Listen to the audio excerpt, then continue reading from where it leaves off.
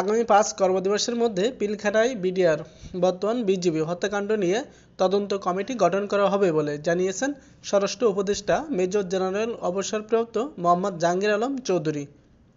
মঙ্গলবার সকালে সচিবালয়ে বিডিআর হত্যাকাণ্ড নিয়ে এক সংবাদ সম্মেলনে একথা জানান তিনি।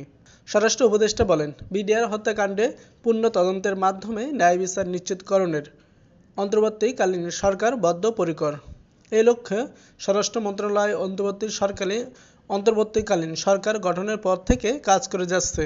তিনি বলেন, স্বরাষ্ট্র মন্ত্রণালয়ের দায়িত্ব উপদেষ্টা হিসেবে আমি প্রথম থেকে বিডিআর হত্যাকাণ্ডের পূর্ণ তদন্ত ও ন্যায় বিচার নিশ্চিতকরণে সোচ্চার ছিলাম, এখনও রয়েছি। এ বিষয়ে গত 2 সেপ্টেম্বর স্বরাষ্ট্র মন্ত্রণালয়ের প্রথমবার ও 4 নভেম্বর বিজিবি সদর দপ্তর পরিদর্শনকালে দ্বিতীয়বার ঘোষণা করি। সেটা বিভিন্ন গণমাধ্যমে প্রচারিত হয়েছে। মোহাম্মদ জাহাঙ্গীর আলম চৌধুরী বলেন, শুধু স্বরাষ্ট্র মন্ত্রণালয়ের দায়িত্বপ্রাপ্ত উপদেষ্টা হিসেবেই নয়, একজন সাধারণ নাগরিক ও সেনাবাহিনীর প্রাক্তন সৈনিক হিসেবে আমি শুরু থেকে বিডিআর হত্যাকাণ্ডে ন্যায় বিচার দাবি করে আসছি।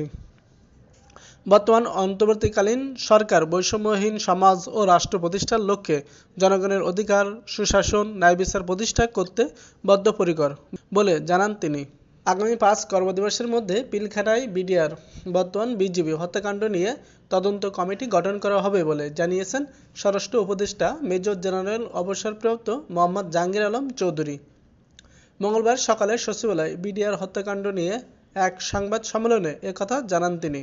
স্বরাষ্ট্র উপদেষ্টা বলেন, বিডিআর হত্যাকাণ্ডে পূর্ণ তদন্তের মাধ্যমে ন্যায় বিচার নিশ্চিতকরণের অন্তর্বর্তীকালীন সরকার বদ্ধপরিকর। এই লক্ষ্যে স্বরাষ্ট্র মন্ত্রণালয় অন্তর্বর্তীকালীন সরকার গঠনের পর থেকে কাজ করে যাচ্ছে। তিনি বলেন, স্বরাষ্ট্র মন্ত্রণালয়ের দায়িত্ব উপদেষ্টা হিসেবে আমি প্রথম থেকে বিডিআর হত্যাকাণ্ডের পূর্ণ তদন্ত ও ন্যায় বিচার নিশ্চিতকরণে সোচ্চার ছিলাম, এখনও রয়েছি। এ বিষয়ে গত 2 সেপ্টেম্বর স্বরাষ্ট্র মন্ত্রণালয়ের প্রথমবার ও 4 নভেম্বর বিজিবি সদর দপ্তর পরিদর্শনকালে দ্বিতীয়বার ঘোষণা করি। সেটা বিভিন্ন গণমাধ্যমে প্রচারিত হয়েছে।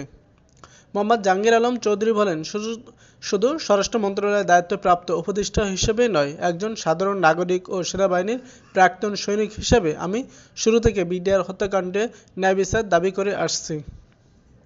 বর্তমান অন্তর্বর্তীকালীন সরকার বৈষম্যহীন সমাজ ও রাষ্ট্র প্রতিষ্ঠার লক্ষ্যে জনগণের অধিকার, সুশাসন, ন্যায় বিচার প্রতিষ্ঠা করতে বদ্ধপরিকর বলে জানান তিনি।